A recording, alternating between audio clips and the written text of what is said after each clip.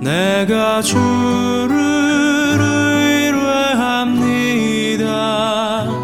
나의 다닐 길을 인도하소서. 우리 앞뒤 좌우로 한번 인사 말고 참 젊어 보이십니다 할까요? 참 젊어 보이십니다.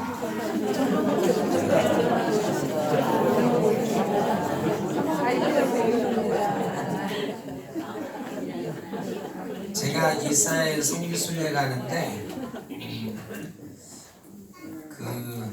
저녁 6시면 일정이 끝나요.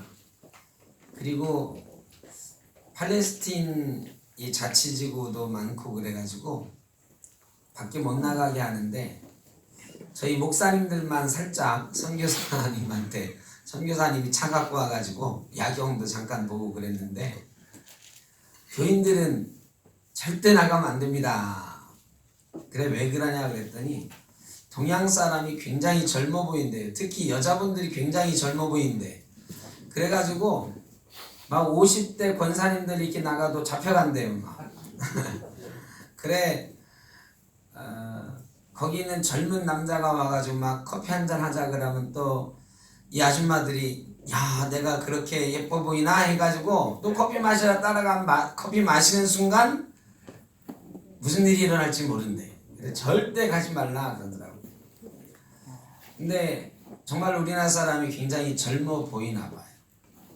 요즘 정말 젊어 보이세요. 요즘 그래서 지하철 같은 데 타가지고 여기 앉으세요 그러면 기분 나빠해요. 노약자석이라고 여기 앉으세요 그러면은 어떤 사람들은 기분이 좀 멋쩍어 해요. 내 나이가 그렇게 안 됐는데. 근데 어떤 분들은 노약자석에 앉아 있는데 저분은 아직 저기 앉을 때 안 됐는데 저기 왜 앉았지? 근데 나중에 보면 70 넘은 할머니고 막 그러셔. 굉장히 하여간 젊어 보이는 세상을 살고 있습니다. 우리가 많이 건강해지고 또 연세가 많아도 젊게 보이는 그런 세상이 됐습니다. 근데 야곱은 그렇지 않았나 봐요. 바로 임금이 요셉 아버지가 왔다 그러니까 직접 편전에 불러가지고 물어봤어요.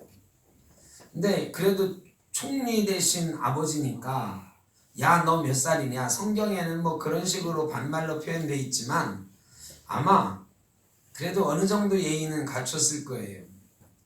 어르신 연세가 얼마나 되셨습니까? 이렇게 물어본 거죠.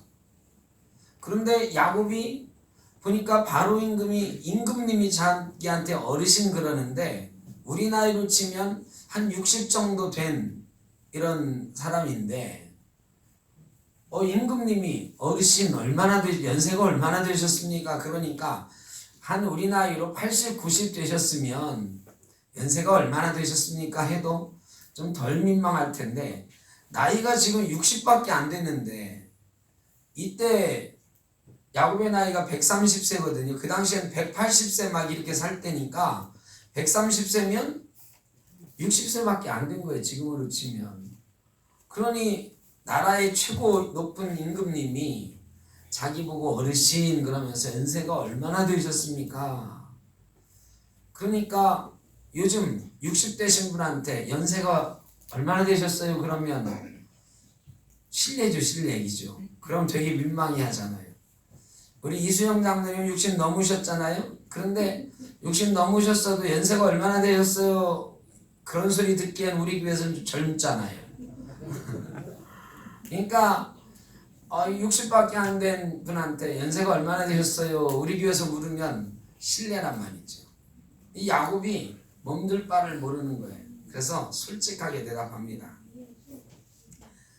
제가 보기에는 이렇게 막 쭈글쭈글 늙은 할아버지 같지만 사실은 아직 60밖에 안 됐습니다. 그런 거죠. 할아버지 여기 노약자석에 앉으세요. 그러니까 나 실제는 60밖에 안 됐어. 그럼 얼마나 민망해 이게. 야곱이 지금 그런 상황이 된 거예요. 내가 이렇게 늙어 보여도 나이가 130살밖에 안 됐습니다. 130살이면 굉장히 젊은 거예요. 그 당시로는 어르신은 아니에요. 그 야곱의 할아버지 아브라함은 186세를 살았으니까요. 그러니까 이삭도 180세를 살았고요. 그러니까 이게 그렇게 나이가 많은 게 아니에요. 야곱이 그렇게 말을 합니다. 내가 보기에는 이렇게 늙어 보이는데 실제로는 130살밖에 안 됐습니다. 그런데 제가 워낙에 험악한 나그네 인생을 살았기 때문에 이렇게 건늙은이가 됐습니다. 이렇게 얘기를 하는 거죠. 자, 야곱이 스스로를 험악한 나그네 인생을 살았습니다. 여러분, 야곱이 어떤 인생 살았는지 잘 아시죠? 그래도 한번 정리를 해보면 그가 대충 한 17, 18살 때 형 에서가 사냥 갔다가 아무것도 못 잡고 왔을 때, 못 잡고 그냥 빈손으로 왔을 때 너무너무 배가 고프다 그러니까 팥죽을 주면서 뭐라고 그랬어요? 형 장자권을 내게 팔아라 그랬어요. 그게 17살이라고 치면 나중에 아버지 이삭이 늙어가지고 앞이 안 보이고 막 그럴 때 어머니와 짜고서 아버지를 속이잖아요. 속여서 유언으로 축복을 독차지해요. 이때 아버지를 속이고 야곱이 들어간단 말이죠. 아버지한테 들어가서 아버지 제가 에서입니다. 나에게 복을 주십시오 할 때 나이가 얼마냐면 적어도 70세가 넘었을 때. 여러분 그러니까요. 이 야곱이 60년 가까이 어떤 인생을 살았냐면 젊은 날이죠. 요즘으로 한 청년의 시대를 어떻게 살았느냐? 어떻게 하면 형 거를 빼앗을 수 있을까? 이 생각만 가지고 사는 거예요. 10대 이 청춘 때부터 70살, 그때는 최고 청춘이죠. 지금으로만은 30, 40대. 이때까지 어떻게 하면 형 거를 차지할 수 있을까? 이 생각으로 살았어요. 스트레스 많이 받았을 거예요. 욕심이 꽉 차 있으니까요. 얼마나 스트레스를 많이 받아요. 그리고 나서 형 에서가 자기를 막 죽이려고 드니까 도망갔지요. 어디로 도망갔느냐? 하란으로, 지금의 이라크 지방으로 도망을 가는 거예요. 가다가 돌베개 베고 잔 곳을 제가 가봤어요. 여러분, 이 돌베개 베고 잤다고 뭐 근사한 게 있는 게 아니고 그냥 산에 나무 그늘 하나 없는 민둥산, 거기 사는 우리나라처럼 막 나무가 있는 산이 아니야. 그 유대 광야길의 산인데 큰 바위가 있어요. 그 바위가 이렇게 온폭 파였어. 거기 사람들이 막 누워서 야곱처럼 잡은다고 막 하고 그러더라고요. 저는 차마 그렇게는 안 했는데, 그리고 거기 돌이 요만큼 놓여 있어. 그렇게 하고 잠을 자는 거예요. 근데 이스라엘 밤이 춥습니다. 영하로 거의 내려가요. 그러니까 거기서 말이죠, 벌벌 떠는 거예요. 요즘도 이 광야에 나가면 맹수들이 지금 있어요. 100년 전까지만 해도 이스라엘 땅에 사자가 살았대요. 그러니까 그 당시에는 말이죠, 그 산에 사자도 있고 늑대도 있고 다 있는 거예요. 얼마나 무섭습니까? 추워 죽겠죠. 자기가 아버지가 다 차지할 줄 알았는데 도망자 신세가 됐죠. 벌벌벌 떨다가 잠도 안 왔을 거예요. 그 바위 이 움푹 파인 거기에 몸 하나 이렇게 꽉 붙이고서 벌벌 떨면서 그러다가 너무 피곤하니까 그 도망치느라고 정신없이 도망쳐 왔으니까 며칠 거리가 돼요. 하루에 온 게 아니에요. 며칠 지나서 잠도 못 자고 막 달려온 거리일 거예요. 그 베델하고 야곱이 떠난 브엘세바하고 거리가 꽤 돼요. 하루에 갈 수 있는 그런 거리가 아니에요. 그러니까 며칠 긴장한 상태로 달려왔으니까 그래도 잠깐 잠이 든 거죠. 그때에 하늘의 사닥다리가 열리고 하나님이 천사들을 보내시고 하나님이 또 내가 어디로 가든지 너와 함께하고 네가 여기 오도록 지켜주겠다 약속을 하는 거죠. 그 하나님의 약속을 받고 하란으로 가요. 하란으로 가는데 하란에서 라헬이라고 하는 예쁜 여자를 만났잖아요. 자기 외사촌이에요. 근데 그냥 외사촌 누이를 만나가지고 홀딱 반했어요. 그 사람 얻으려고 내가 7년간 당신 종로로 탈게요 이 외삼촌한테 얘기했더니 외삼촌이 그러자 그러고서 밤에 누구를 들여보내요? 언니 레아를 들여보내요. 여러분 밤에 깜깜하면 하나도 안 보여요. 요즘은 뭐 전등이 있고 가로등이 있고 그래서 그렇지만 옛날에는 하나도 안 보여요. 정말 깜깜해요. 일어나 보니까 레아예요. 근데 이 여자 라헬이라고 하는 여자를 차지하고 싶은 욕심에 또 내가 7년 또 할게요. 그러잖아. 7년 또 할게요. 여러분 얼마나 힘든 세월이었을까. 사랑하는 여자, 한눈에 반한 여자, 뭐 좋긴 좋겠지만 외삼촌 집에서 종로를 타는 거죠. 종로. 사위는 사위지만 외삼촌이나 외삼촌 아들들이 사위로 대접은 안 해요. 거기서 무슨 살이 14년. 거기다가 나머지 6년은 외삼촌 재산을 어떻게 하면 내 거로 만들어 볼까? 또 차지. 이렇게 해가지고 야곱의 나이가 98세가 된 거예요. 98세. 그리고 나서 형 에서를 만나가지고 내가 좀 살아봐야지 하고서 별꾀를 다 쓰잖아. 야곱이 말이죠. 형 에서를 만나는데 어떻게 해요? 선물 먼저 보내고 종들한테 선물 보내고 나중에는 자기 가족들 보내는데 누구 먼저 보내요? 부인이 4명이거든. 4명인데 그 중에 2명은 종이에요. 이 종들 처백에서 얻은 자식들과 첩을 먼저 보내고 그 다음엔 누굴 보내? 레아와 자식들을 보내고 마지막으로는 자기가 사랑하는 라헬과 요셉을 보내고 그리고 자기는 마지막에 남아있잖아. 별개를 다 써요. 이 생존 본능이 대단한 사람, 생존에 대한 욕심이 어마어마해. 그렇게 해가지고 형이 화가 안 풀렸잖아요. 그래서 어떻게 해요? 하나님, 이제 마지막 믿을 건 하나님밖에 없다고 하나님하고 씨름하잖아요. 자기 다리가 막 위골, 탈골되고 나중에 절름발이가 되기까지 씨름해요. 하나님 나 축복하지 않으면 내가 하나님 안 놓습니다. 그래 축복받고 절뚝거리면서 약복강을 떠나는 장면이 성경에 나오죠. 욕심으로 가득 차 있어요. 자기 자신을 위해서는 뭐든지 하는 사람. 그렇게 100살을 살았어요. 100살 살고 이제 야곱이 다시 가나안 지방으로 돌아오잖아요. 형과 화해하고 돌아오는데 세겜이라고 하는 땅이 너무 좋아 보여요. 하나님이 원래 가라고 하는 곳은 그곳이 아니에요. 베델에서 자기가 다시 이곳에 와서 단을 쌓겠다고 약속했는데 베델로 안 가고 세겜이라고 하는데 너무너무 좋아 보이니까 세겜도 제가 가봤거든요. 정말 비옥한 둔지. 거기서 머물러 살다 어떤 일을 당해요?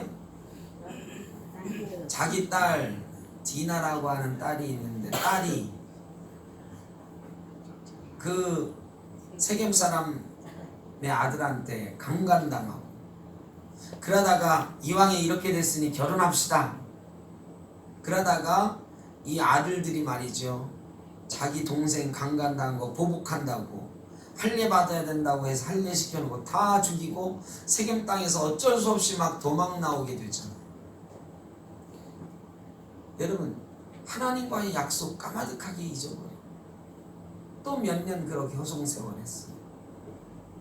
그러다가 베델로 가라 하는 소리를 듣고 베델로 가는데 가는 도중에 라헬이 아이를 낳자. 그렇게 사랑했던 부인을 위해서 14년을 하루같이 일했는데 말이죠. 그 부인이 둘째 아들 낳다가 어떻게 해요? 죽어요. 그래가지고 막내 아들 이름 베냐민이라고 슬픔의 아들이라고 짓고 슬픔 가운데 살아요. 그러다가 가나안 땅에 와서 이제 좀 살아볼까 했는데 또 어떤 일이 일어나? 요셉이 죽어요. 형들이 요셉을 팔아먹고서 찢어진 옷에다가 막 피 묻혀가지고 요셉 옷 아니냐고, 요셉이 사자한테 찢겨 죽였나 보라. 그러고 또 13년을 요셉이 애굽에서 종살이 하는 동안 야곱은 어떻게 살아요? 자기 아들 가슴에 묻고 사는 거예요. 그리고 나서도 또 9년 동안을 더 9년 뒤에 흉년 2년 만나서 나이가 어느덧 130세가 된 거죠. 그리고 나서 애굽 땅에 왔어요. 여러분 야곱 인생이 여기 이게 전부였어요. 야곱 인생 가운데 좋은 날은 언제였을까요, 여러분? 좋은 날. 요셉 만나기 전에 좋았던 날. 라헬을 만난 날. 제가 한번 생각을 해봐서 라헬하고 산 날은 좋았을 것 같다 이런 생각이 들기도 하는데 보세요. 라헬을 얻느라고 몇 년 걸렸다고요? 물론 7년 만에 합방은 했어요. 합방하고 또 7년을 했는데 여러분 7년 전에 내가 딸 주시면 내가 7년 멋은 살겠습니다 할 때 그때는 눈에 콩깍지가 씌웠을 때잖아요. 여러분 그러고 나서 자 14년이 지났는데 이 라헬하고 레아가 말이죠. 얼마나 질투가 심하고 싸움을 하는지. 여러분 부인이 둘인데 나중에 첩도 얻어서 4명인데 맨날 부인이 싸우면 남편이 어떨까요? 그래도 나는 너만 있으면 돼 하고 라헬만 끼고 행복할까요? 여러분 법적으로요. 그 당시의 법은 어떻게 되어 있느냐? 부인을 4명 얻으려면 지금 이슬람 사람들도 그래요. 이슬람은 일부 다처제죠. 부인을 4명 두려면 똑같이 해줘야 돼요. 머플러를 사줘도 한 사람만 사주면 율법에 걸려요. 부인을 4명 데리고 살려면 4명한테 똑같이 집 사주고 똑같이 차 사주고 똑같이 옷 사주고 할 능력이 돼야 사주는 거야. 이 라헬과 레아도요. 라헬을 사랑한다고 라헬하고만 맨날 자나요? 아니요. 돌아가면서요. 그래서 이 나중에 합한채를 주고 오늘은 네 순서지만 오늘은 내가 남편 데리고 살게 이런 장면도 나오잖아 성경에. 이게 그거거든. 합한채를 주고 그 밤을 사는 거예요. 하여간 이 언니 동생이 말이죠. 얼마나 심각하게 싸우나 몰라요. 여러분 남편이 그 사이 껴서 행복했겠어요? 라헬하고 같이 사니까 행복했을까? 모르겠습니다. 하여간 뭐 성경에 나와 있진 않으니까.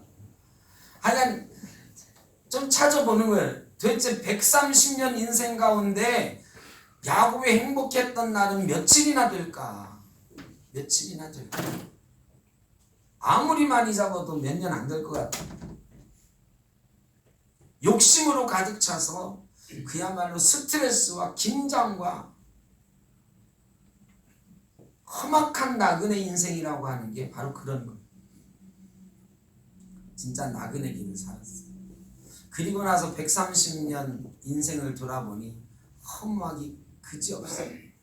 그래서 바로 앞에서 내 인생은 나그네 인생이었습니다. 허무한 인생이었습니다. 그래서 이렇게 쭈글쭈글 늙어 보이게 됐습니다. 우리 노래 중에 그 최희준 씨가 부른 하숙생, 저 그 노래 잘 부르지 못하는데 참 좋아합니다. 인생은 나그네 길 어디서 왔다 어디로 가는가. 구름이 흘러가듯 떠놀다 가는 길에 정일랑 두지 말자 미련일랑 두지 말자. 인생은 나그네 길 구름이 흘러가듯 정처 없이 흘러서 간다. 인생은 벌거숭이 빈손으로 왔다가 빈손으로 가는가. 강물이 흘러가듯 여울져 가는 길에 정일랑 두지 말자 미련일랑 두지 말자. 인생은 벌거숭이 강물이 흘러가듯 소리 없이 흘러서 간다. 130년 산 야곱이 노래 하나 하라고 했다면 틀림없이 이렇게 노래했어요. 인생은 나그네 험악한 세월 130년 내 욕심 채리려고 살았는데 남은 게 하나 없고 허무하기 그지없습니다. 여러분, 그런데 야곱이 복받은 사람입니까? 저주받은 사람입니까? 복받은 사람. 왜 저주받은 사람이라고 하는 사람이 하나도 없네.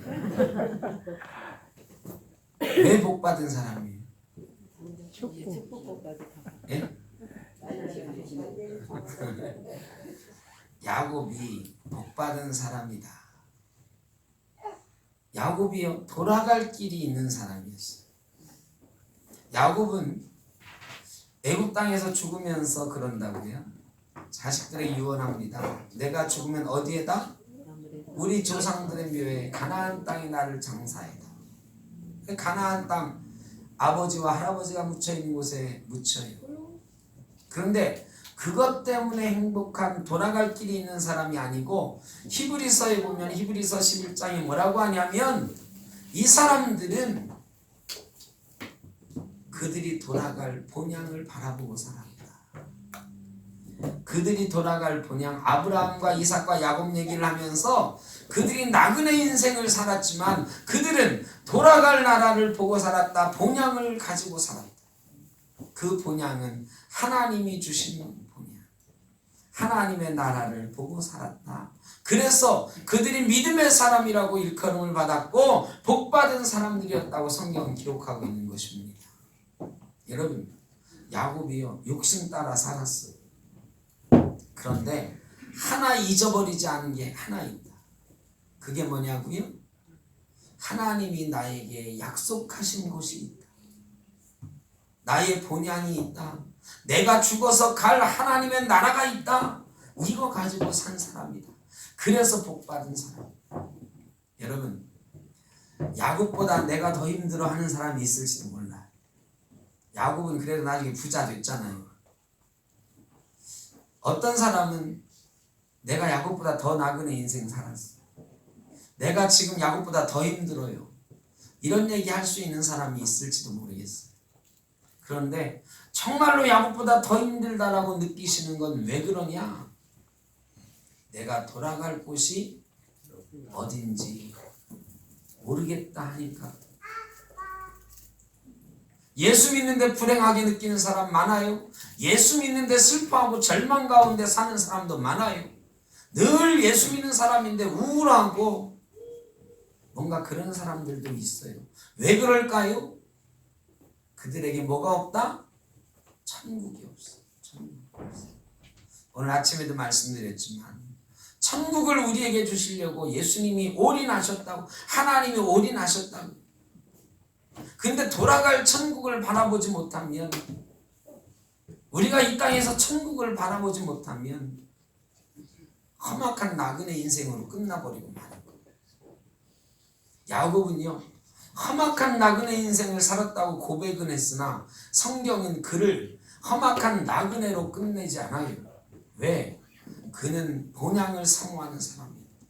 이 땅에서 욕심 못지않게 하늘나라의 욕심, 하나님이 주신 복에 대한 욕심이 많았던 사람, 영적인 욕심이 많았던 사람.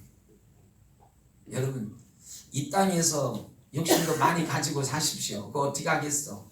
그런데 그것보다 더 큰 욕심, 하늘나라에 대한 욕심, 본향에 대한 욕심을 잊지 마시기를 바랍니다. 그래야 말년이 행복한 사람이 돼요.